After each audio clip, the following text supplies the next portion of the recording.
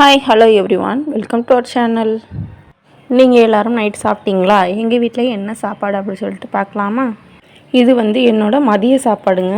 நேற்று வச்ச சாதம் மீதம் இருந்ததுனால இன்றைக்கி மதியம் தயிர் ஊற்றி, பச்சை மிளகாய் இல்லைன்னா எங்களுக்கு தயிர் சோறு உள்ளே போகாது. அதனால் பச்சை மிளகா வதக்கியிருக்கேன்.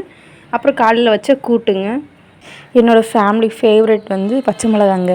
எல்லோரும் பச்சை மிளகாய் இருந்தால் வேறு எதுவுமே தேட மாட்டாங்க. பச்சை மிளகாய் இருந்தால் மட்டும் போதும். ரொம்பவே சிம்பிளாகவே எங்கள் வீட்டில் சாப்பாடு முடிச்சிடலாம் எப்போவுமே. நைட்டு மாமனாருக்கு மட்டுமே ரவை உப்புமா கிண்டிட்டேன். அதுக்கப்புறம் எனக்கு மார்னிங் பொங்கின சாதம் வந்தது நான் நைட்டு சாப்பிட்டுட்டேன். பாப்பாங்களுக்குமே சாப்பாடு தான் ஊட்டி விட்டுட்டேங்க. அவ்வளோதாங்க. உங்கள் வீட்டில் நைட்டு என்ன ஸ்பெஷல்னு சொல்லிட்டு மறக்காமல் கமெண்ட் பண்ணுங்கள். ஒவ்வொருத்தருமே தன்னோட கஷ்ட காலத்தில் இருக்கும்போது கடவுள் நினைப்போம். எதுக்கு கடவுள் நமக்கு மட்டும் இவ்வளோ கஷ்டத்தை கொடுக்காங்க அப்படின்னு சொல்லிட்டு நம்ம நினைப்போம். ஆனால் எனக்கு தெரிஞ்சு கடவுள் எல்லாருக்குமே ஈக்குவலாக தான் இன்பம் துன்பம் எல்லாத்தையுமே கொடுக்குறாங்க. எப்படி அப்படின்னா, வாழ்க்கை ஒரு வட்டம்னு சொல்கிற மாதிரி முன்னாடி கஷ்டப்படுறவங்க பின்னாடி சந்தோஷமாக வாழ்வாங்க, அல்லது பின்னாடி கஷ்டப்படுறவங்க முன்னாடியே சந்தோஷமாக வாழ்ந்துருப்பாங்க. கஷ்டப்படுறவங்க கஷ்டப்பட்டுகிட்டே இருக்கவும் மாட்டாங்க.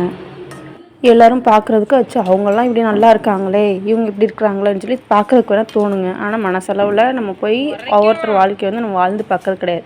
ஒவ்வொருத்தர் வாழ்க்கையை நம்ம வாழ்ந்து பார்த்தா மட்டும்தான் நமக்கு தெரியும். அவங்கவுங்க லைஃப்பில் அவங்கவுங்களுக்கு இன்பம் துன்பம் எல்லாமே கலந்து வரத்தான் செய்யும். அதெல்லாம் ஸ்ட்ரகிள் பண்ணி எல்லாத்தையும் கடந்து தான் எல்லாருமே வாழ்ந்துக்கிட்டு இருக்கிறாங்க. இது நான் என்னோடய அனுபவத்தில் நானாக புரிஞ்சுக்கிட்டதுங்க. நான் பணம் வசதி அதை பற்றிலாம் நான் சொல்ல. அது எல்லாருக்குமே ஒரு கட்டத்தில் காசு பணம்லாம் இருக்கும், ஒரு கட்டத்தில் இருக்காது. அது முன்ன பின்ன இருக்கும். அதை நான் சொல்லலை. நான் எமோஷ்னலாக சொல்கிறேன். ஏதோ ஒரு சூழ்நிலையில் நம்மளோட வாழ்க்கையிலேருந்து மீண்டு வருவோம்னே தெரியாத அளவுக்கு கடவுள் நம்மளுக்கு எல்லா கதவுமே பூட்டின மாதிரி ஒரு இருட்டுக்குள்ளே நம்ம இருந்த மாதிரி ஒரு சூழ்நிலையிலேயே நம்ம வாழ்ந்துருந்துருப்போம்.